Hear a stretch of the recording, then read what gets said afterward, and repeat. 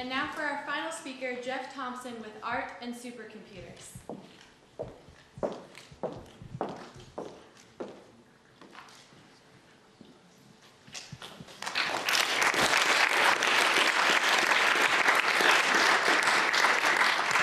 Hi everyone. Wow, thank you so much for being here today. It's been a really amazing day and afternoon and evening, and so thank you all for being here. Thank you for all the speakers that have talked today. It's been really, really cool, and of course to you guys for organizing this. Really amazing. A bit of a change from a lot of the stuff we talked about today. I'm going to talk about making art with supercomputers, and along the way talk about our relationship to data in our culture.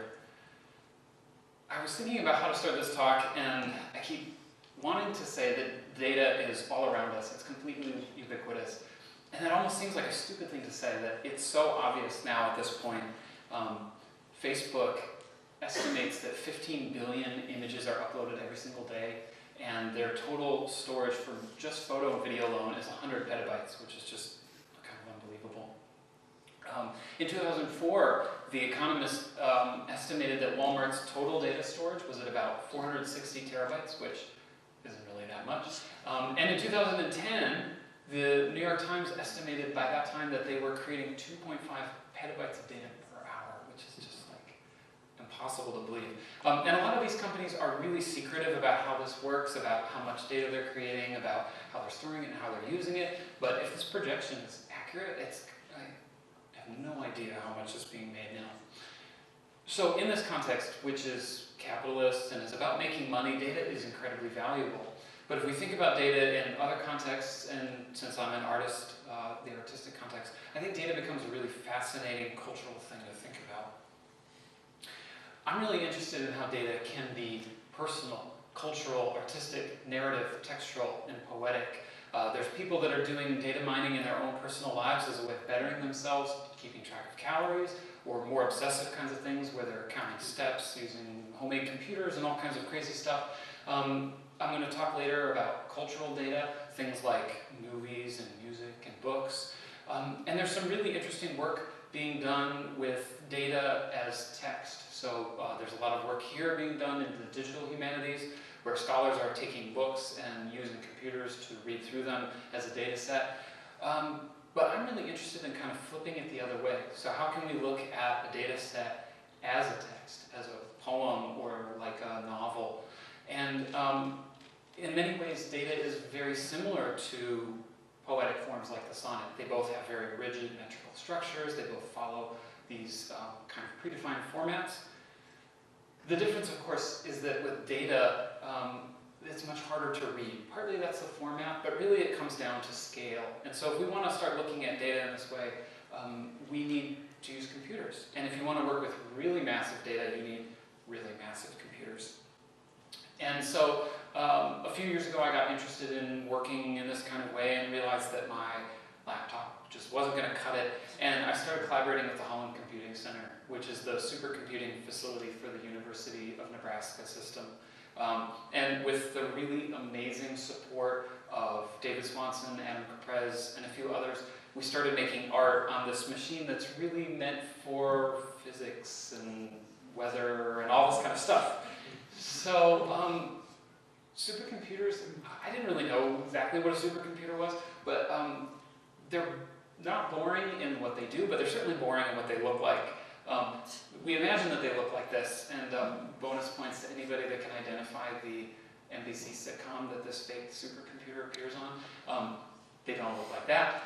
They look more like this, and it's cool, but they're in these climate-controlled, dark kind of racks. You can't really see what's going on. What's amazing about these and how they work is that scientists combine lots and lots, hundreds or thousands of these cheap, off-the-shelf computer components. They plug them all together, and it's in this massive, parallel way of computing that they can work on these huge, tremendous problems. And so we started working on projects like this. What you're seeing here is a very small part of my music library, my entire music library that has been sorted numerically. So we took, my library is about 22 days, or at least when we made this it was, 22 days of music. And we broke all the songs into their most atomistic part, which for digital music is called a sample. There's 44,100 of those per second, which works out to be about 87 trillion numbers. And so we took this huge amount of data and we sorted it numerically and we spat it back out as audio data, reformed them into audio files, and it results in this huge, epic 22-day kind of nothing. It's pretty amazing. And so I see this as a practice of remix. It's very similar to hip-hop, starting with a predefined kind of thing from a cultural, a personal source, and you're just recombining those elements. So rather than make huge amounts of data that we're then transforming into artworks, I'm starting with these cultural sources, just rearranging the pieces. Which leads me to the project I really want to talk to you about today, which is called Every Nokia Tune. You probably all have heard the Nokia Tune ringtone before, and hopefully this works. It sounds like this. It's interrupted your movies, you've heard it on the train, it's really annoying. It's also the most ubiquitous piece of music in the world. It's heard 20,000 times a second, which is just staggering to me. And so, starting with this, I asked, well, I don't really want to make the best remix, I don't want to make the most interesting remix, I don't really know what that means anyway. How do you define that? So instead, can we make all of them? Which seemed kind of an innocuous question until you did the math. With 13 notes, it results in about 6.2 billion possible combinations of those. And so we sat down and we started to do the math. These guys use pencil and paper and desktop calculators, which I think is so cool. It's not in the computer, they sit down and they write it all out. And so we did the math, and it looked really bad. It looked like it was not going to happen. And so we did a bunch of creative thinking and some coding, and we figured out a way to cram this data, cram this data, cram this data. It's still 10 terabytes of super compressed MP3s. Specifically, we ended up making this on the Open Science Grid, which is a network of supercomputers. And so it's shared resources all over the US, some in Europe, some in South America and Asia. Universities and research labs that have supercomputers, and when they have a little bit of idle time, it sends over a piece of a job and it works, making 10,000 ringtones, give or take, sends it back until it's done. And if we were to do this on my personal computer, we figured it would take about 11 years. So that's not going to happen. It took a matter of hours to do it with this, which is just amazing. Along the way, something kind of interesting happened too. The MP3 has this really strange status in our culture.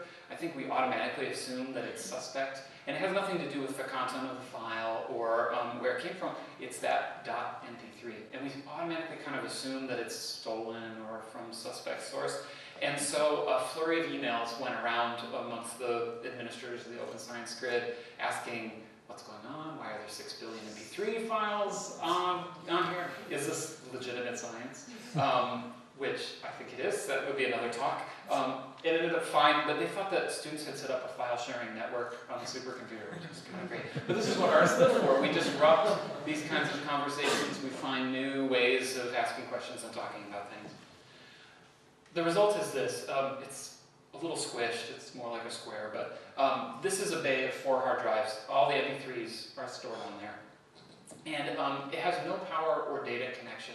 And what I really didn't want to do is have a project where you went up to a screen and you scrolled through and you listened to a bunch of ringtones. And really, you can't tell the difference. I mean, like, it's 13 notes and there's 6 billion of them. They all sound exactly the same.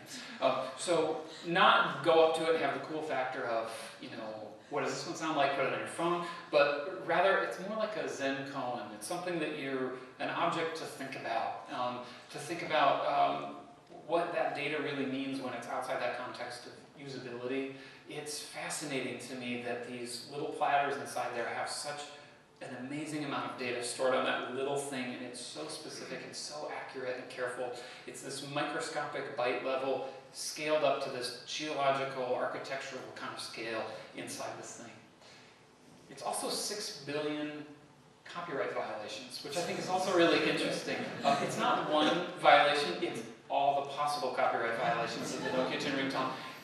But is it, if you can't ever get to it, if they all sound exactly the same, how does that change that? And those are the kind of conversations I'm really interested in and have a lot to do with that idea, again, of remixing cultural data.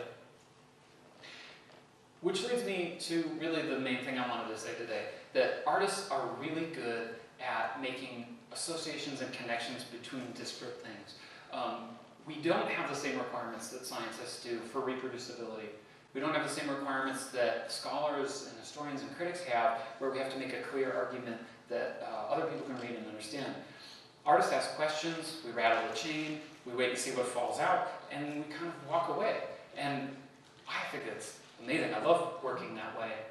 And I think it's a really important contrast in a world of data that means money.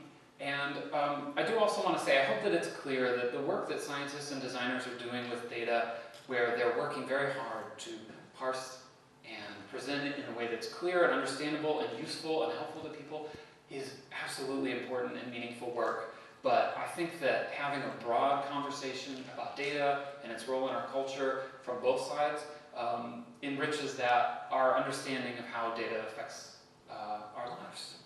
And thank you all. Good night. Thank you so much.